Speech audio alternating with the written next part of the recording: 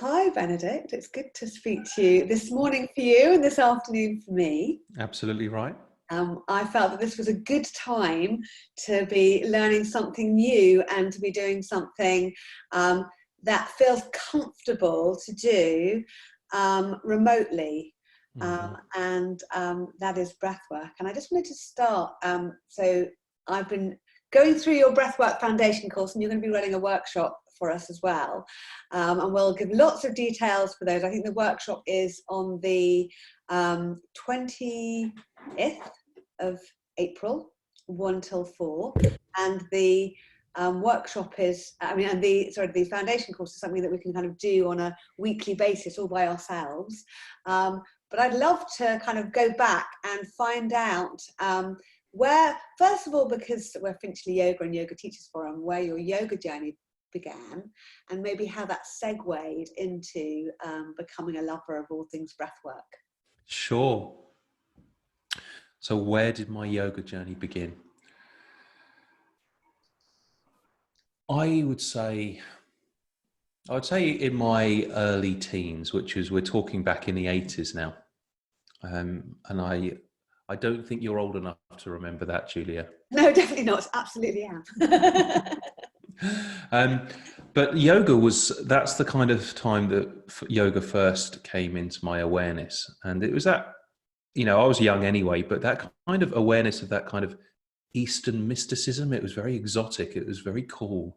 People like Sting were meditating, and Madonna was doing her really hardcore yoga. And I'd always, as a youngster, I'd always been interested in something that was a bit more esoteric, I suppose, and a bit more. It was very romantic. All this kind of like meditation, and they had like super ninja powers.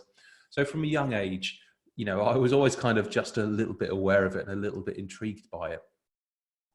But by the sort of 90s, the mid 90s, when I was, in my 20s, that's when I started taking it seriously. And I was a young guy at the time. And like many young guys, I had way too much yang energy. I was, whoa!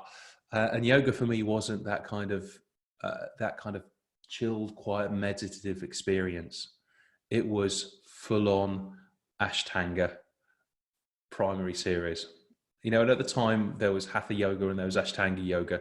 And maybe if you were really into yoga, you might do Iyengar yoga if you found a good teacher. But those were the two options. And of course, I didn't want to do old lady yoga in church halls. I wanted to go and do the really, the Jedi, the Force Jedi martial arts of yoga. I was already doing the old lady yoga in church halls, even in my younger days. So I started doing Ashtanga yoga, and I did it. I'm from Brighton, and I've lived there on and off for most of my life. So I was doing Ashtanga yoga at the gym, at the yoga studios, all over different places in my 20s. That's where it really started, I think. And then from there, where did it go? I mean, I can sort of, in the music that I've heard and in some of the Breathwork Foundation, I can kind of hear a clubbing vibe. I can just imagine you in the hacienda or equivalent back in the day. It's funny you should say the hacienda, actually, because I went to University of Manchester in the very early 90s. So I used to go to the hacienda quite a lot. In fact, I saw Take That at their first ever gig, and that was at the hacienda. I know people who would be very jealous of that, and some people who would think that they're not jealous at all. I think I might be one of the jealous ones. I quite like Gary Barlow. Anyway, that's a bit of a riff. So carrying on from that, there seems to be, even though I can kind of hear the kind of, there's quite intense music that can be involved in the breathwork that you do currently. How did you segue? Where did you go from that kind of really strong physical, feeling alive, powerful yoga practice? Where did it take you from kind of beyond your 20s? I always knew at some level that this was something I wanted to explore a bit deeper. It wasn't just going to be, a passing fad that I did on the side. I always had this idea that I'd like to go and like do yoga for a month in an ashram, or have that kind of retreat experience. So I would just be able to look back at my life and say, yeah, for a month I did it properly. I dedicated my life to it. And I suppose I had at the back of my head, I'd be a teacher, but that's my profession really. I'm a teacher. I've been a secondary school teacher for, 15 years now, actually. Oh my Lord, that sounds bad. So teaching is in my blood. It's my profession. It's what I do. So I suppose I knew at some point I'd go and be a yoga teacher. In 2011, I met my wife. That's another story, actually, which I could tell you about. And that's a really cool story of how we met. Maybe next time. I met her when we were hiking up Mount Everest in Nepal. You'd need good breath work for that, wouldn't you? Definitely need good breath work. But anyway, she introduced me to all sorts of different styles of yoga. Because where she comes from in Canada, yoga is much more, developed or professional. It's definitely not church hall style yoga over here. They have big studios because there's so much space. They can have big studios, beautiful studios with lots of instructors, and there's a yoga studio almost on every block. And she introduced me to all sorts of different styles of yoga. By this time, I was in my sort of late 30s, my early 40s, really. So that's where I learnt about yin yoga. That's where I learnt about restorative yoga. That's where I learnt, the sort of the gentler side of yoga. And that really coincided with my life going from that kind of younger stage to middle age. So you hadn't experienced that before. So in your earlier experience of yoga, it was asana, asana, asana, and nothing else. And nothing else. But then I'd discovered yin yoga, and I by that point I'd also discovered meditation. So in my 30s, I was doing a lot of meditating. I was studying Dharma and Tibetan Buddhism. Did you see that as a separate thing to the yoga? Did you see was in one compartment your mindfulness practice and another compartment your... Yeah, pretty much actually. Okay. It was. It was. The two didn't really overlap very much. Okay. But yeah, then so I suppose I was transitioning to a gentler style of yoga, and then the opportunity for both of us, me and my wife, had similar backgrounds. We both loved yoga, but it's not all that we did. We had an opportunity to go and train to be yoga teachers together. So in 2016, we went and lived in Vancouver in Canada, and we trained at a studio called Simpa Viva Yoga, which has got two very huge yoga stars, rock stars there. Gloria Latham, who is like a Kundalini wild child, black sheep rebel. She's the owner and founder of the studio, which my wife really loved Kundalini yoga, and all her classes turned from a Kundalini class into a kind of a Kundalini rave with 90s hacienda style music, but dancing out. So that was a very powerful experience, but also it's quite happy, actually. Aspects of Kundalini yoga that are very, I can imagine that. Yeah. So she was one, and my wife Jen really was drawn to her, but also Bernie Clark, who was one of the fathers of Yin Yoga, was there. And so we, studied. Part of our training was under Bernie, and I learned to teach, or learn to love, I suppose, really first Yin Yoga. So that was my yoga journey. I qualified in 2016. I came back to England, and I was living in Exeter at the time.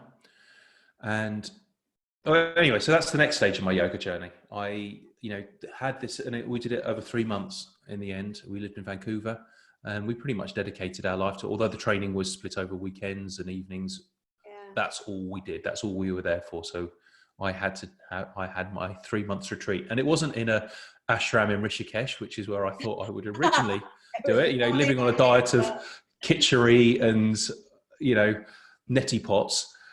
It was in Vancouver, which was a beautiful city to live in, and it has a very dear place in my heart.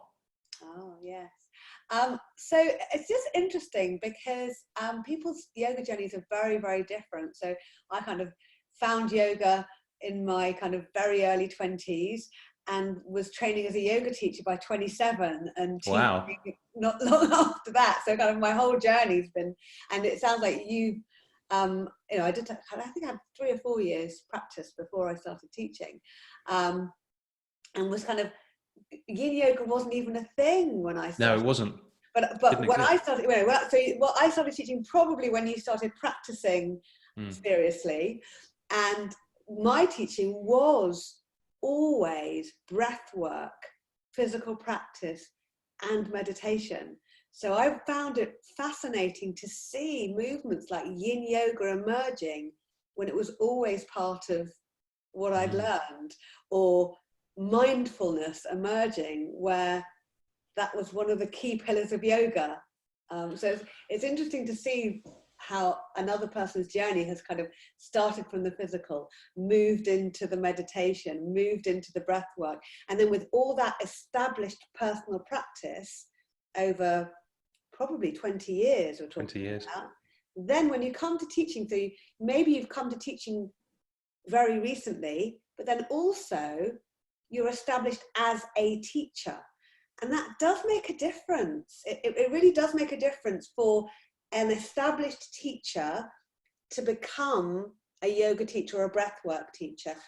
So when I did my teen yoga teacher training, mainly because I've got teenagers, not because I had a passion for teaching that age group, the teachers that embarked on that, they had, even if they hadn't had years of yoga experience, the fact they were teachers made a difference to how that would work. So have you taught in secondary schools, primary schools, universities? What subject? I'm just interested in you know, where your teaching led you before you taught yoga. Sure. So mostly in secondary schools. I have done periods in primary schools and I've done periods in sixth forms, but the bulk of it is in secondary school. And what subject? Have a guess. What do you think? I think maybe English or drama or something, or maybe it's science. I don't know. Maybe it's like metaphysics or something. Maybe English. No. So science. No. You're gonna have Well, to. maybe a kind of science. I was a IT teacher, a computing teacher. Ah, that is a really useful combination when you're going to be a yoga teacher, because you can do all the technological stuff, especially now, all the technological stuff has been such a challenge for me. It's ironic because I'm not that good at computing and technology, but in my 20s, I was an IT. I didn't know what I wanted to do after university, but I fell into IT contracting because in the 90s, around the millennium, it was paying so much money. You know, as a 20-year-old, I earned a lot of money in my 20s because I bluffed my way into pretending I was good at computers.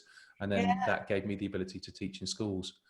Yeah, it's as far as the skill of teaching, there is nothing like the training and the experience you get to go through the British state school system as a teacher. Yes, If you can survive that, you can do anything. I think that's true of both the students and the teachers, to be honest. Yes.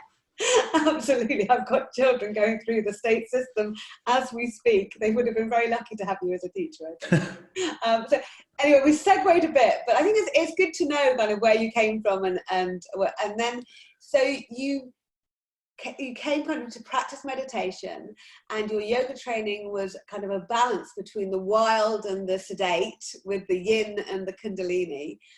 And then how did that take you to breath work?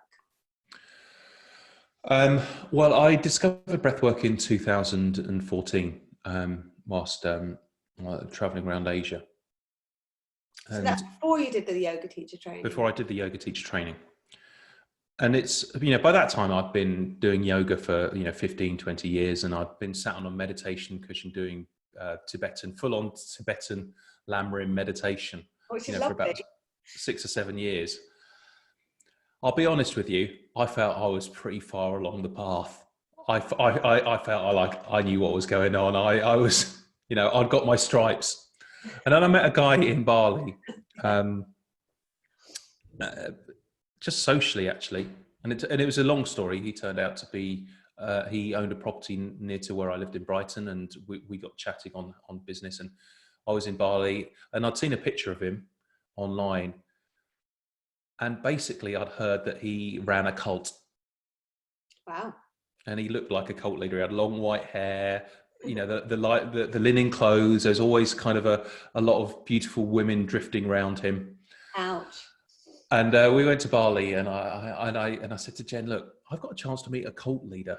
You know, I think that I'm not, where am I going to meet a cult leader again? And so she looked at me suspiciously and said, what do you want to do that for? Yeah. Anyway, so I went and had tea with this guy, Anthony. And like I joke about him looking like a cult leader, and he does, you know, he doesn't do himself any favors in that respect. But and maybe I shouldn't joke about it, because he's had some really bad experiences with cults, actually.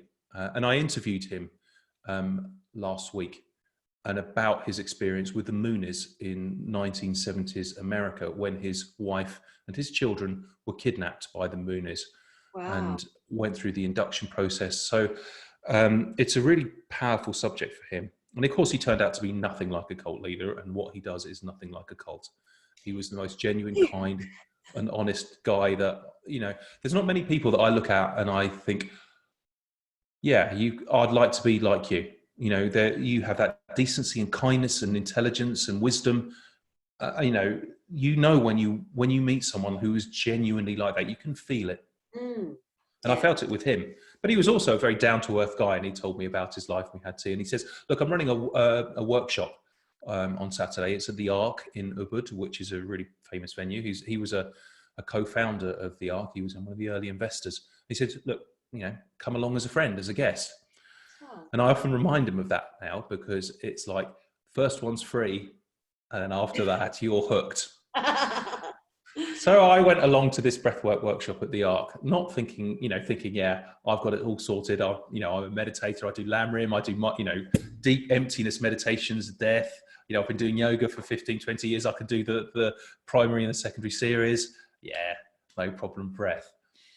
And then within, I think about, we were in a room full of people, and then within 5 breaths of starting, something crazy happened. Something like everyone in the room, there was this group energy. I heard people screaming, I heard people laughing, shouting, crying, having an orgasm. And then 5 minutes, I was in a place that I had never been to, sitting on a meditation cushion or doing asana on a yoga mat. The transformation to that deepest space that I had been to, and not just in a meditation way, which can always be up in the head, or just a physical, like a body experience. It was a full-on whole mental, emotional engagement and transportation to an extraordinary place for an hour.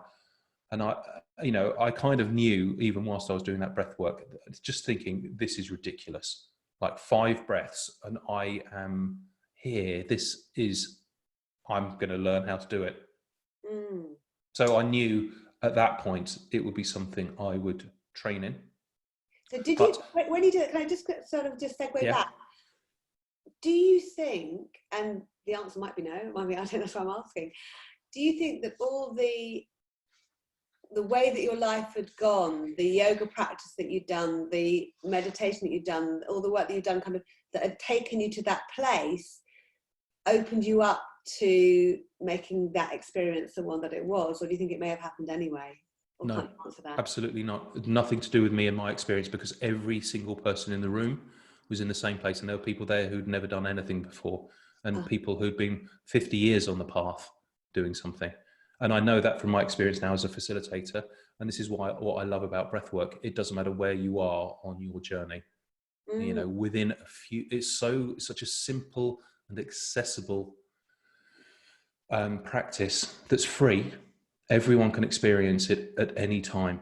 It sounds a bit like it might be, I've experienced a little bit of it because I've started meditation, but it sounds a little bit like, almost like a trip, like you've gone on a trip. So is it something that's addictive? Because I actually sometimes I describe it as drug-free ayahuasca or drug-free plant medicine. Yeah. Because it has I mean, I'm not an expert in plant medicine, you know, and I haven't done it, but from the many people that come to me or I breathe with who have done plant medicine, they say in some ways it's a similar experience because you're taken to an altered state of consciousness where deep healing can take place. Obviously, there's none of the being sick for 7 hours beforehand and no 3-day hangover afterwards. It's something you can turn on and you can turn off. Does that But mean you feel yes, deep trauma as well as deep, you know, like can bad things happen in this space as well as good things happen in this space? the way that I mean, yes, I would say, Julia, if you do a breath work with an unexperienced facilitator, it is possible to re-traumatize yourself. But really, my philosophy around this is that everyone is their own best teacher and their own best healer. And all I do as a facilitator is I give people the tools and I make a safe space where people can do what they need to do, and then I'll get out of the way. So can I just ask on the side of things that is, you know, if you're doing an online course and then you're doing things in your own space and you've got a video that's guiding you, then how do you create a safe space in that scenario? That's a really interesting question. This is one of the things that we study on facilitator training. How do you make a safe space? How do you frame things? How do you cradle people and how do you support things? So it's always about making people feel safe, making people feel empowered, giving people the authority and the responsibility to take their own journey. And you'll do that in a number of ways. So firstly, how you introduce things, how you come across, what you say, how you set things up. And that's the frame, really. On the physical side of things, before anyone does a breath work, you will talk about what is going to happen, you know, or what may happen. So when it happens, and it can be a very powerful physical, visceral experience, as well as an emotional experience. Yeah. You prepare people for that journey. Yeah. You know, no one who's done any of my courses will start a breathwork without knowing the contraindications, for instance, not to do it if you have epilepsy, not to do it if you have schizophrenic or heart conditions, or you're in early unstable pregnancy, or there's a whole raft of kind of things that you know, situations where you shouldn't do breath work. Yeah. We'll also always talk about the possible sensations that you might have, the physical sensations, because if you don't know, you know, if you're doing a breath work without any preparation and suddenly your body goes into something called tetany, which is locking up. So you'll feel it in your hands locking up, or your jaw, or your body. That can be terrifying. Yeah. But if, you know, a facilitator has calmly said, you may experience this, and actually it's a wonderful key into unlocking some deep treasure within inside of you. Yeah, that's actually really interesting because I've been following your journey, you know, I've been following the course, and when I've experienced something, that you're right, if you hadn't given me the marker to say, you may experience this, or this, then when I experienced it, I might have gone into kind of shock, not shock, but like, fear. Kind of, oh my God, what's going on? There's enough going on in the world right now without, you know, something, just doing a breathwork thing. But then when it did happen, I was like, okay, Benedict told me that. Yeah. That's okay. I can stay with it. Oh, and Benedict also said that if I want to stop this, I can just stop this. So I guess it's very important, because sometimes you could do a course and you've got the video up in front of you and it's very tempting to not bother reading the stuff and just go straight into the practice. But in this case, do watch this video now and do listen to it. There is a reason why the content's there, and there's a reason why it's worth taking everything on board before taking a next step. And that's another thing I actually like about the Online Foundation, is that it's you can't whiz through it. You have to take a week at a time. I drip fed it, but for exactly that reason. I don't want people to just like whiz through it. You know, it's something that you have to experience, you know, a bit at a time. You can't just rush through it. Yeah. So let's scroll back. Sorry, You're very good, by the way, Julie. You're an excellent interviewer. Oh, bless you. Thank you very much. Thank you. I just like to scroll back though to you were talking about you had your first experience of that breath work, and then from that you found that yourself doing more and more, and then I started asking you more about what the current content. If we can go back to that would be great. Yeah, so I experienced breath work, but I kind of knew that I wanted to train to be a yoga teacher first, because I felt that would give me another arrow in my quiver, if you like. Now, everyone's heard of yoga and everyone knows what a yoga class is. Everyone knows what a yoga workshop is. And it's kind of... That's what happens when you're working from home with everyone else there. Sorry. So, you know, that's an easy sell in some respect. If you say you're a breathwork facilitator, you know, everyone's going to look at you like you're selling ice to Eskimos. Oh, I don't know. It's the new mindfulness over here. Oh, I know it is now, but back in 2014, I'd never heard of breathwork, and I didn't know. But I guess, So I thought that I wanted to, you know, and I loved yoga as well. I always wanted to train to be a yoga, so I wanted to do that first. But then after I finished my yoga teacher, that's when I knew I would do the breathwork training. And so I did it pretty much within a year of finishing my yoga teaching. I then went on to do my breathwork training after that. Okay. Does that make sense? Later. No. Okay, this is what happened. So, all goes well until it doesn't. So you decided to do the breathwork training. What does that involve?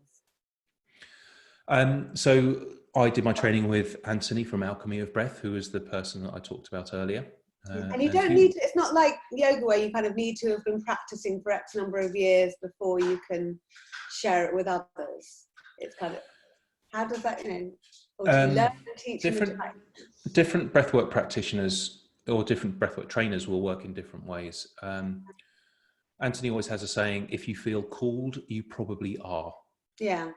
You know, you'll feel it. You'll hear the call if this is something that you're going to. I kind of feel like that about yoga. And that's the same. It is the same with yoga. You've got to have been you've got to have been practicing for X number of years. I just think if you're a natural teacher and you love to share your practice, then share it.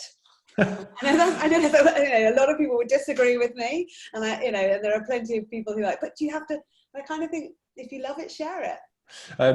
Interesting, funny story about that. When I was doing my yoga teacher training, there's this really sweet girl called Dimple, and she had done, I think, 3 restorative yoga classes in her life, and then she just signed up to do the yoga teacher training. But it wasn't restorative yoga teacher training that we were doing. She had never done a proper flow class before in her life. She didn't even know that it existed, and so. But she did it, and she turned out to be the most astonishing teacher. Yeah. So I completely agree. It doesn't have to. It's not about your experience. You don't have to have been breathing for a long time. The training will take you on a journey. An astonishing journey of deep personal discovery. And really, what is it that you learn on a breathwork facilitator training course? Because you can learn a breath technique, and the breathwork technique that we use for breathwork journeys or breathwork workshops usually is something called conscious connected breath. Yeah. I can teach that to you in about 30 seconds. Yeah. So why do we need to do a 10-month or a year-long training course? Yeah. Because it's not really just about the breath. It's not really about the technique. It's about all those things we were talking about, how to keep people safe, how to frame things, how to, and that's it really, how to keep people safe on their journeys. Yeah. I wanted to ask about that actually, because some of the journeys that people can go on can be quite profound. And in therapy, so people I know who are hypnotherapists or psychotherapists or any other kind of therapy, there's a really very, very clear mentorship and supervision, and it isn't there in yoga. It's starting to be there for some people in yoga, but it isn't really there. So you can find yourself as a pregnancy yoga teacher supporting somebody who's had a late stage miscarriage, or a postnatal yoga teacher. Those tend to be the ones that contain most trauma is the pre and postnatal, with somebody who's got postnatal depression. Or in your general class, you can find people who've got all sorts of trauma, and it can be very early on when they come to you, when you're kind of holding space for enormous things, and yet there's nowhere for you to go with it unless you choose to create that for yourself. Breathwork seems to be almost like Wild West. Yeah, exactly. A created channel for that, rather than it happening sometimes. Like in yoga, it tends to be something happens and it's a trigger for something, but you can have class after class that isn't. But in breathwork, it almost seems as if it might happen every time, or a lot of the time. Yeah. So what's in place for you as a facilitator to support you as you're supporting other people? Sure. Okay, well, the first thing that you have to really draw a distinction between is the role of the facilitator and the role of the therapist. And they're two really different things. So as a breathwork facilitator, you're not there to heal people. You're not there to fix people. You're not there to, you're not giving this experience to someone else. Mm-hmm. You are just empowering people to do their own healing. And you are there to allow people to step into their own authority and their own sovereignty about their experience. Mm-hmm. And if their journey is a healing journey, you are giving them the power to shepherd, to heal themselves, to do it. Mm-hmm. So that's the first thing. It's not really our role to try and fix people. And if people have in yoga, it's just when these things come up, it's a very special skill, the holding of someone, rather than the trying to fix them. Exactly. So that's the first. That's the first thing. I don't feel responsible if people have an amazing experience and they see angels like I did on my first trip, or they experience the oneness of spirit. I don't feel all big-headed and think, yeah, I did a great job as a facilitator then, because that wasn't me. I didn't do that. Yeah. But then also, I don't feel particularly responsible if someone has an experience that is a really difficult experience for them during breathwork. Right. If that is your experience, this breathwork session, I bless you for allowing yourself to feel that. Because in breathwork, we welcome everything that it means to be human. There's nothing that we deny. And so rage, fear, anger, pain, grief, those are some things that are part of being human. Mm. And if we don't allow ourselves to feel them and we lock them down and we suppress them, then we'll physically feel it in our body. Mm. So a breathwork session is a safe space where you get to experience everything that it is to be human. And sometimes, on a superficial level, we think, I don't want to experience grief. Mm. Why would I go to somewhere where I'm going to cry for an hour? Yeah. Why would I go somewhere where I'm going to get really angry? Yeah. Yeah. Now, so as a facilitator, I actually love it when people have what they might term as a negative reaction in everyday life, because they've got a chance to physically, viscerally process that in their body. In a safe place. In a safe place. So they can be angry without striking out with loved ones. Yeah, it's not going to, I'm not going to be bothered about it. I can hold people. I know I've had people shouting at me and are getting really upset and angry, and it's fine. That's my job as a facilitator. Yeah. Yeah. So that's the first thing is, it's not our job to, it's not our job to fix people, to be a therapist, but obviously we have to hold space for people doing that. And that's why the training is such a deep process, to be able to hold that space for people. And is there any way for you to unpack that after a session? Well, any good training that you do will always include some kind of structure of support. Yeah. So, I have my teacher who I'm going to go to. I have, and they have his teachers, and I have a very strong community of colleagues that I trust and respect. That that we have it. It's an informal group, so it's not like it's not like a supervision structure that you have in therapy, and it doesn't exist like that. And it may come along, and I wouldn't mind if it came along actually. So that's for me. You know, I've got my teacher, Anthony, and I've got my colleagues who are very experienced breath workers as well. But in my training, for instance, that is built in as well. You know, because I also think fundamentally it's just a responsible thing to do as a practitioner to have, you know, methods of support for each other. So I build that into my training. So people have, you know, we have a gradated level of progression. So you have participants, you have trainees, you have mentors, then you have teachers, and then you have me. And so everyone can find support at some level. Does that answer your question? That does. I think for me, it's something that is important to know. Yeah. So it's good to hear that. I also now want to kind of segue into what a workshop is like. So you had a really transformative experience at your first ever workshop. Together we're running, well, you're going to be running it. I'm just saying, join us.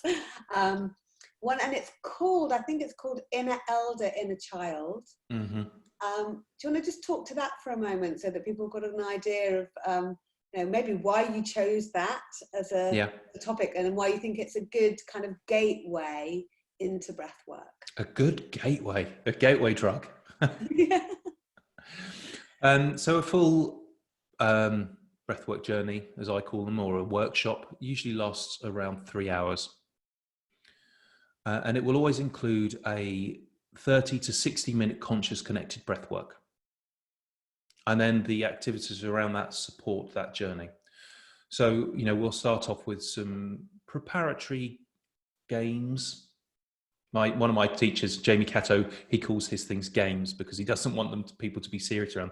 But they're like exercises, and that might be a meditation. It might be pair work. It might be something journaling. It might be something creative. It might, you know, they're fun.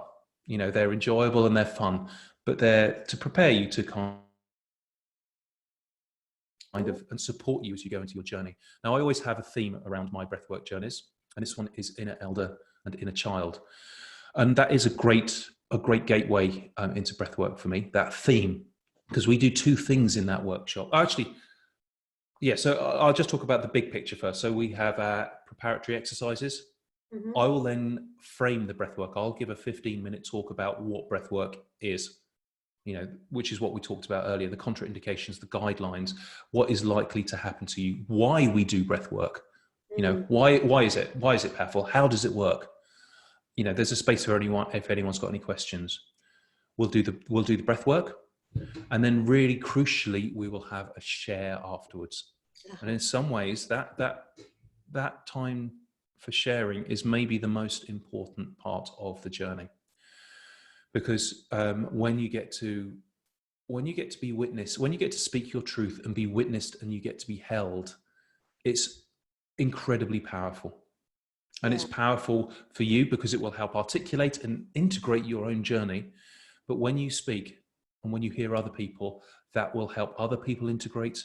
That will, because you will be speaking for other people as well. You will be saying something for them. I totally agree with that. Yeah. I think that's true of lots of practice. It's kind of like a difference between doing a practice and walking away and doing it. So I do a little breathing practice or meditation practice. It tends to involve the breath. It's nothing like what you do in my classes every week. And this is something that I've been missing. We have kind of done it on Zoom. We're learning how to do it on Zoom. Is we sit in a circle when we do the practice, whereas we're on our mats when we do the physical practice. And I think a circle makes definitely, it's lovely. Circle. And then afterwards, if we choose to share, we share. And then that's when you're kind of validated if your experience is something that you think is wrong, or you think that is different to what you expected it to be, and you're validated in that. And then also there's that validation of shared experience. So when somebody else is like nodding their head at what you say, and I think there's quite a few, I think in Feldenkrais they use that as well, quite a lot. They're like, well, okay, you've experienced this, articulate it. Okay, anyone else feel that? Nod your head, say yes, and then it kind of makes it a more real. Oh yeah, I want to come to one of your classes, Julia. They sound amazing. You're welcome to. You can now because they're on Zoom. It would have been hard a couple of weeks ago. So sorry, I kind of broke in with that, but Yeah. I think you're absolutely right about that integration process. Yeah, it's really powerful, and I'm so glad to see that you're bringing that into yoga as well, because so many yoga classes I've been to, it's like a class in, out, asana, shavasana, off you go. I think it takes, sometimes it takes a little, like I needed to feel that I could be brave to do it. Yeah. So now at the beginning of all my classes, we check in and we have like a little, how are we, in terms which are easy to share. And then at the end of the class, we kind of have as well. And it feels, you get feedback as a teacher. When you get real feedback, not just the sense of, you do get a sense. When people walk into a room, you do get a feel for what might need to go on in the class. But my goodness, if they've said it, then you really know how to plan a lesson. So, but I think, it could take a little bit of bravery to ask what people need. Yeah, it is. It is. As a facilitator, that job as a facilitator is scary. Yeah, it can be. And it's scary for participants as well to share, to step up into their vulnerability and to be seen is not something most people are very used to. But it is the most powerful medicine that people can experience, to be seen, to be held and supported and accepted as they're being seen I think that may be the most powerful thing that I actually do. Yeah. To hold that space, and even the breath work is just a preparation for that, for that experience. Yeah, and I'd say now it's like our next teachers forum is about holding the vulnerable members of our community. But today that kind of almost seems like a ridiculous question because we're all so vulnerable right now. We're all vulnerable. Everyone's and anyone who says they're not vulnerable, they're even more vulnerable. Because they're not even their shields are so high up that they're not even aware of that tender spot within them. Yeah, I think there is a yin and yang. I know that that we're all on a spectrum of masculine and feminine that is very kind of fluid, but there is, we were brought up in a world where men were men and girls were girls, and girls were expected to have vulnerability, and boys were expected not to have vulnerability. So it's good to see that there's that you're holding the practice, and that it's open for everybody to be vulnerable. I know Brené Brown's made it a flag waving thing, this vulnerability, but there is there's a importance to it's like we don't have to be happy, we can be angry, upset, and it's like right now we don't all need to be brave. I had my 3 o'clock in the morning moment going, about where we are and what's going on. And I'm almost glad that I have had scary moments right now, because it makes me feel real about a situation that I've never lived in before. So it's a real experience to be feeling scared about it. Yeah. So who knows? It's a strength. It's a strength to find how vulnerability can be a strength is an enormously powerful and empowering experience. Yeah. So I think I've got an idea of what it might feel like to join you. Yeah. In the workshop. Shall I talk about the theme that we're going to discuss? Oh yes. We're going to breathe. Yes. So the inner elder and inner child. Yes. Which is one of my favorite breathworks to do. Breathwork is really about connecting. It's about connection. In fact, would you like to try a little experiment? Oh, go on. And we haven't done any breathing at all, Julia, which is my mistake, because almost always when I sit down with anyone or in a meeting, we just take a breath with people. That's a good idea. Shall we just see if it actually does change anything? If we take a few breaths with each other and see if that changes, and it may not, but my experience is usually you'll feel it. So let's take a few breaths together. Okay.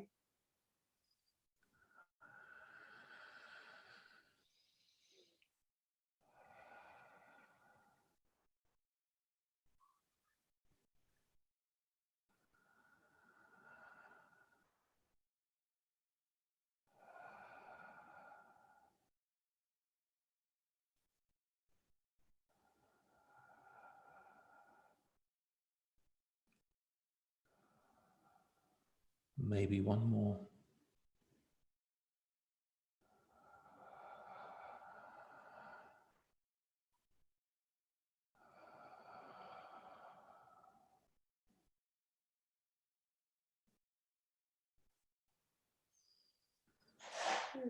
So how has that changed things?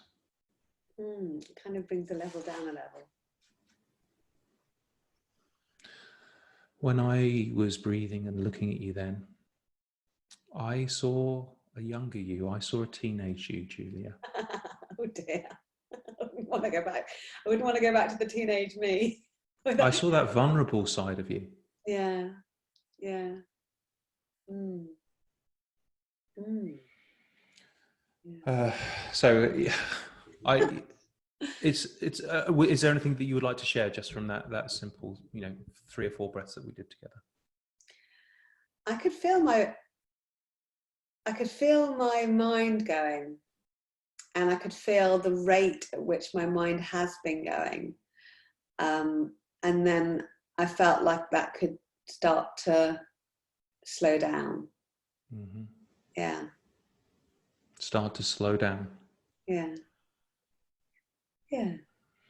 That's a great one to do. Yeah. Yeah. So breathwork is one of the things that it does. It's a really connecting exercise.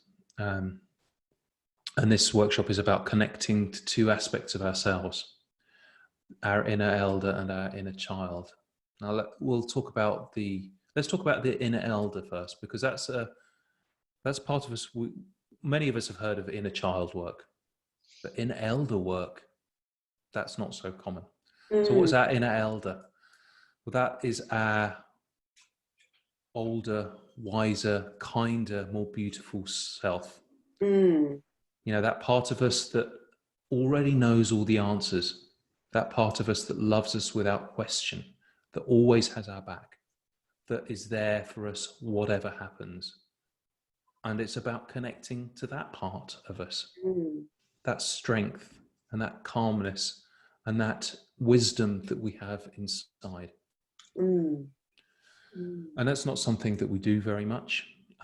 But I often use that as a starting point for breathwork, because it's really useful to be able to know and to feel that strength and that wisdom within you, and to have that as a resource that you can access at any time. You can go and hang out with your inner elder. Yeah. So that's why I love this as an introduction to breathwork. You get to really feel how wise you are. You get to feel how strong you are, and you get to feel how beautiful you are. It'll be interesting to see whether anyone from the menstruality community comes to join us, because there's a lot of work that's done with the inner child and the inner elder in menstruality with women, going back to the child who's going through a menarche, their first period, or going to. So I've done that work in a very, very different context, looking at the stages of womanhood. So it'll be, and I totally agree with you. It's a really wonderful experience to have. So it'll be lovely to have done it through menstruality. It's also something that's done in Yoga Nidra as well. So if you have people who are coming from a yoga perspective, they may have experienced it. Yeah, if you've worked with the stages of womanhood, I don't know about the stages of manhood, but it's done it with the stages. No, that doesn't exist. I'm sure it exists, but it's not supported. It's not worked with in the same way. And people who've worked with Yoga Nidra, it's like the way that you talked about going back to something. So it sounds as if when you go into breath work, you can access your inner elder. You can do. If that's your journey that you choose to, or you're given. Yeah, so maybe that's something and that can also happen in Yoga Nidra. You can access, and so it sounds a really lovely thing to experience. So I would encourage anyone who hasn't done work with their inner child or hasn't done work with their inner elder. It tends to be a really great thing to do. You tend to be able to go back to those knotty parts, possibly, of where you've been, and be kind to that person that was there. And yeah, what's great about your inner elder is you can make up what you like. You can turn yourself into the most like awesome person in the universe. And yeah, and I think maybe when we go to our inner elder, it gives us a little bit more respect for the elders that we've got in our community out there. You've got real elders out there. So yeah, you didn't mention, you kind of mentioned the inner elder, but you haven't talked about the inner child in as much detail. Do you want to talk to that? Yeah, sure. So we go to the inner elder first because that's a resource point for us as well. And then we'll do some inner child meditation. And actually, one of the things I would like anyone who comes along to the workshop is to bring a photograph of them as a little child with them, because we'll use that in the workshop. And it can be on your phone, that's fine as well. But what I'd like to just talk about is, why do we do inner child work? Why do we connect to that?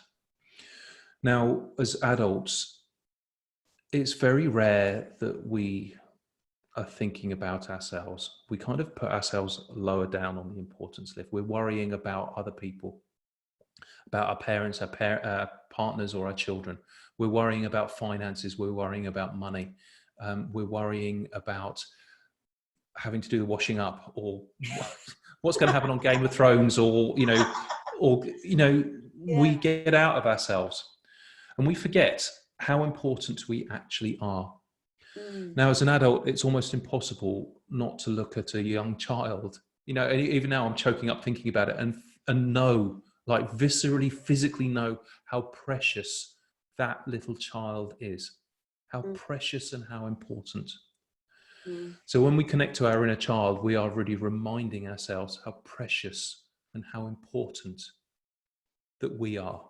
And we give, like, it makes it like, I'm sorry, but I'm like, even just saying those words, like, I forget it for myself. Like, yeah, there's me. And at once I was that little child who I can look at now as an adult and think, yeah, you deserve to be loved. You deserve to have everything. And so it's a method of self-care. It's about recognizing our own value and our own importance, and how worthy we are of love and guidance and support. And we are still that little inner child. So we have an experience to feel how precious we are as well with that. Oh, that sounds lovely. But of course, these are only invitations.